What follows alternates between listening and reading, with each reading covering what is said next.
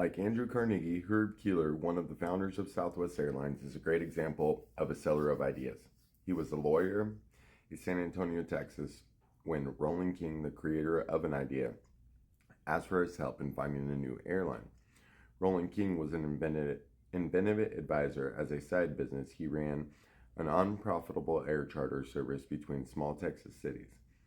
At that time, most Americans who traveled by air were business executives or wealthy pleasure seekers.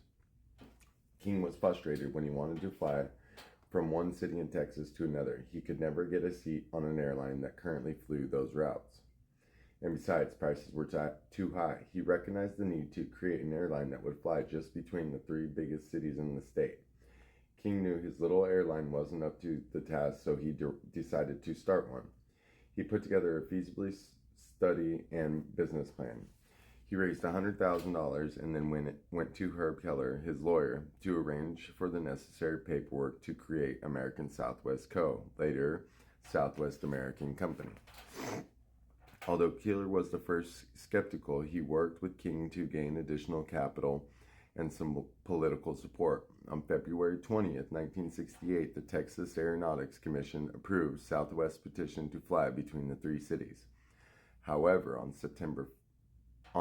February 21st, competing airlines Braniff, Trans Texas, and Continental blocked the approval with a temporary restraining order.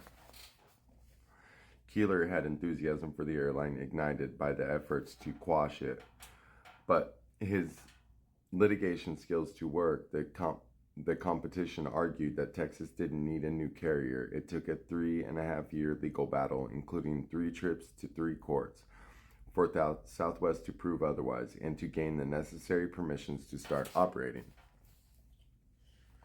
Although they made a good start, it wasn't enough. The company lost $3.7 million that year, and the losses continued for another year and a half.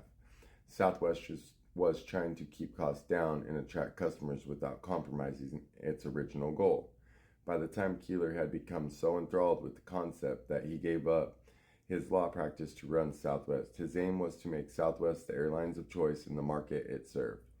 One of his innovations was peak and off-peak airline pricing. Another was the 10-minute turnaround. After landing, each plane would pull into the gate, get checked by maintenance, unload passengers, reload, and leave the gate within 10 minutes instead of 45 minutes other airlines took. The 10-minute turnaround allowed the three-plane airline to maintain a busy schedule and improve its on-time performance. Because of their very limited budget, they couldn't advertise to the usual media, so they chose to promote the airline by word of mouth. To do this, the company decided to cultivate a sensational, off-the-wall image. Customer service became their top priority. Flight attendants were trained to give tender, loving care to the passengers. The company's slogan was, "Now there's somebody up there who loves you."